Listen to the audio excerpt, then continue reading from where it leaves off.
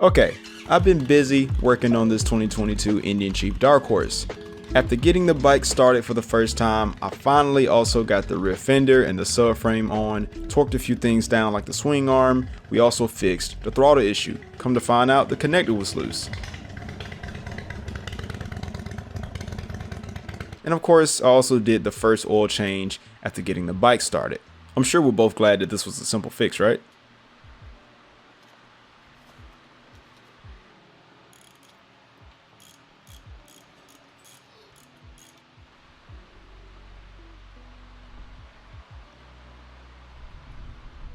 But after dealing with the oil and refilling it, I got the Chief on the jack, and for the first time since putting this bike back together, Chief comes off of the wheel chalk and will rest on this kickstand since being torn apart months ago.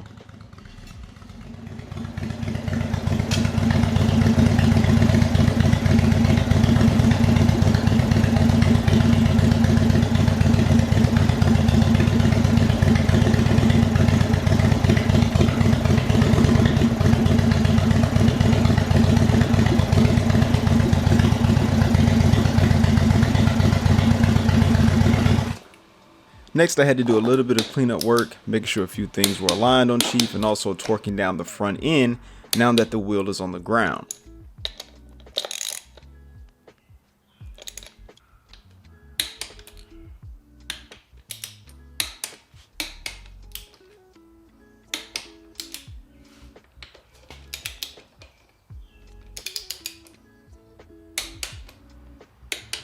I also installed a set of used forward controls that conveniently came with the Kyrgyzstan floorboards, and I also got the control levers installed. Also, I had the stock seat upholstered with a blue diamond stitch, which I think turned out fantastic.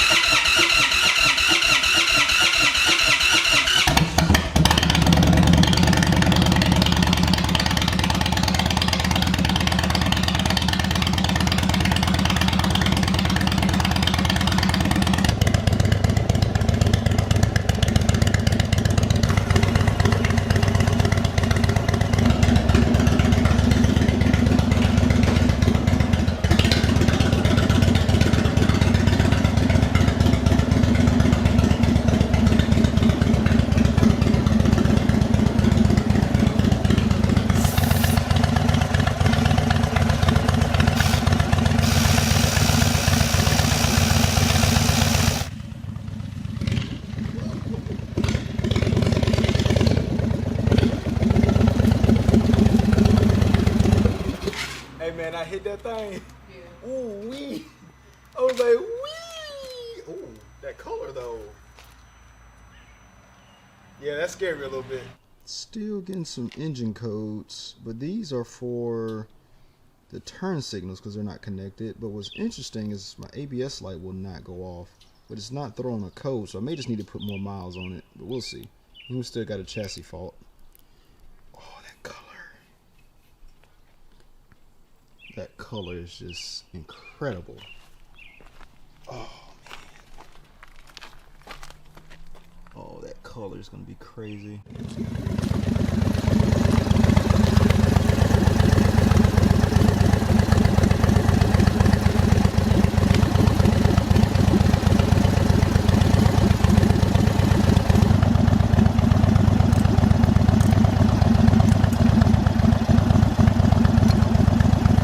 Alright, after that little quick ride, I learned a lot on what still needs to be worked on, how the bike rides. It rides really good.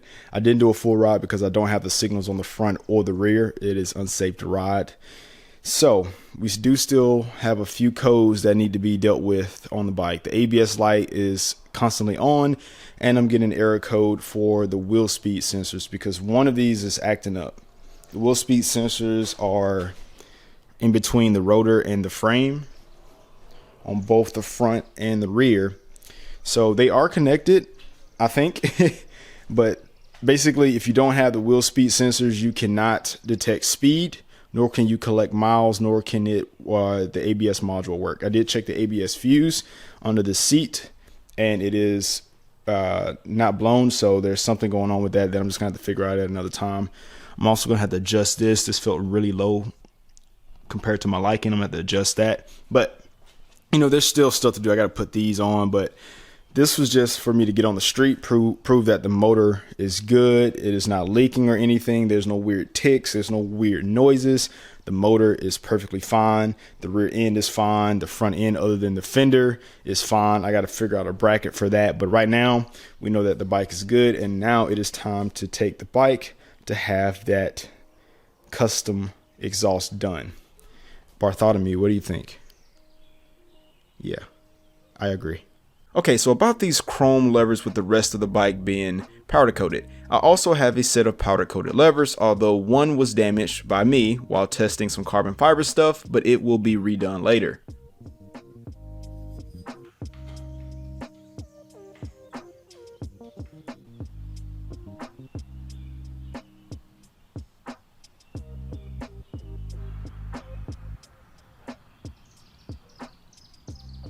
Being that this bike will be transported, I needed a new workhorse, so I bought a Ford Ranger with a 5-speed transmission, and we will be using this to transport bikes now. Okay, now it's time to get this Chief on the back of the Ranger. We're going to load it up, and then we're going to head to North Carolina, where we're going to drop the bike off to get this custom exhaust made. You ready? Yeah, I think it's ready.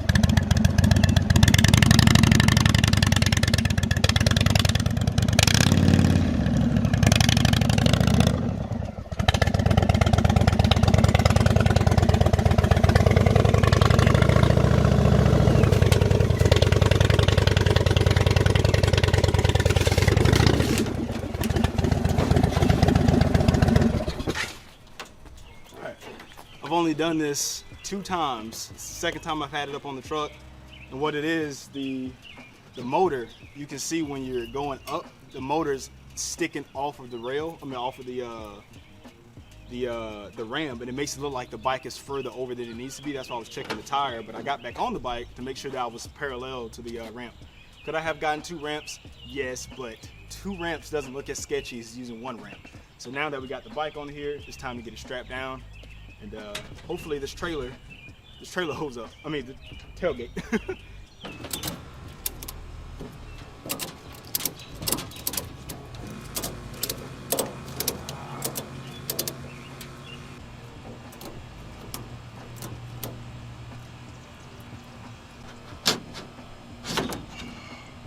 We're just gonna leave that down.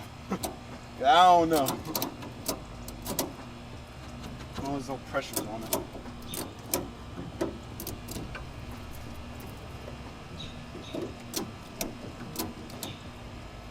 So there's pressure on that kickstand, but not a lot of pressure. So it's not like the bike's being pulled down on it. So, like I said, if one of these straps breaks, I'd rather the kickstand be down, because that gives me a 50-50 chance that it may fall on this side.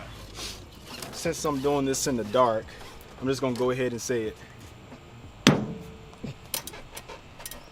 That ain't going nowhere. Yeah, that ain't going nowhere. Right now I'm just wrapping this up, so this will be a lot neater. This won't come loose as easy, and we should be good to go. And the last thing I gotta do is strap the the ramp down so it doesn't fly off the highway. But it's gonna make this super tight.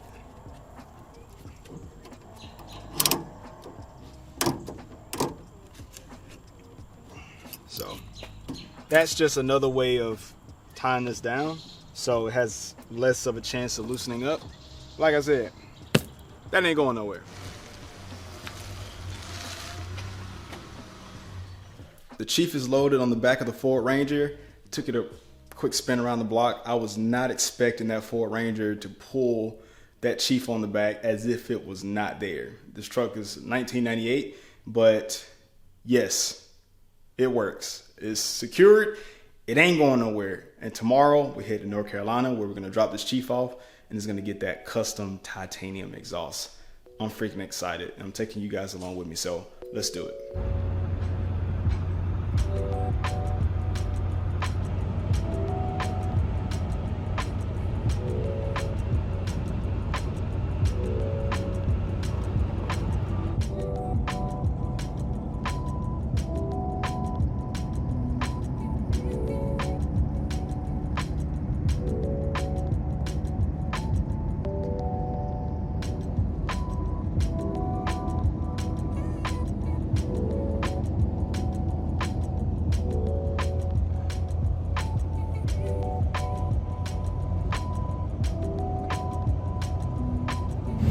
Alright, so we're essentially at our last stop before we meet up with the individual that's going to be making the custom exhaust for this bike. But I can tell you, this Ford Ranger has surprised me.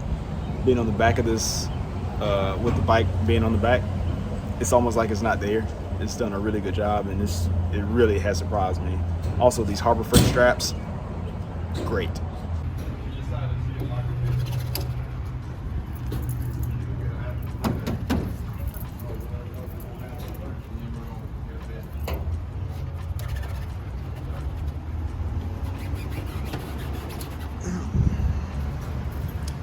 That still ain't going nowhere. So we made it safely, nothing moved around. I told you this was not going anywhere. Like these Harbor Freight straps, nothing moved out of place. I will tell you that these little handles on these are actually very cheap. They're plastic, but it did not move. Everything is in place. The Ranger did what it was supposed to do. We got 19 to 20 miles to the gallon. Did it good. So now we're about to unload the bike, and our engineer over at C3V Twin is going to make this custom exhaust out of titanium. It's going to be awesome. You guys are going to get a chance to hear this thing start up. The exhaust that we have on here, the powder coat did not hold up, even though we know that's temporary, but hey, we're all learning together, right? So let's get this thing off.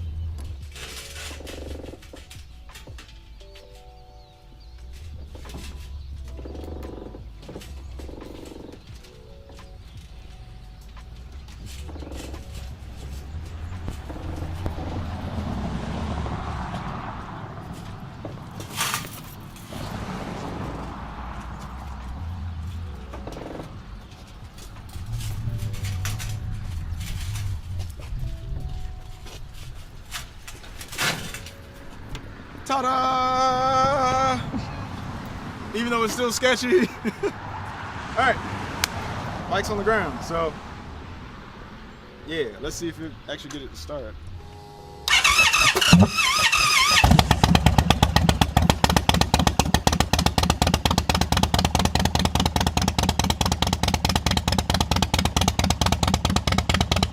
Bike's off the trailer. We're ready to head back to Alabama. We've done what we needed to do here, but check this out. We have a Roll Glide with a supercharger system on it by C3 V-Twin. Like, this is absolutely sick. At some point, I'm gonna have a chance to ride this bike, so let me know what you think about this down below. The coolest thing about this supercharger system is that it can be installed in your garage. Now, that does not include the tuning. You do have to take it and have it tuned. But from what I've been told, this is probably a 5-hour job, and you can do this with regular tools. So you and I can do this. So there's gonna be more information on this at some point in time, but definitely make sure you follow so you don't miss it. As always, thanks for listening to my story. Thanks for following along with us. And at some point, we're gonna get this bike back, and it's gonna be an entirely different animal. So yeah, I'll catch you in the next one. Peace.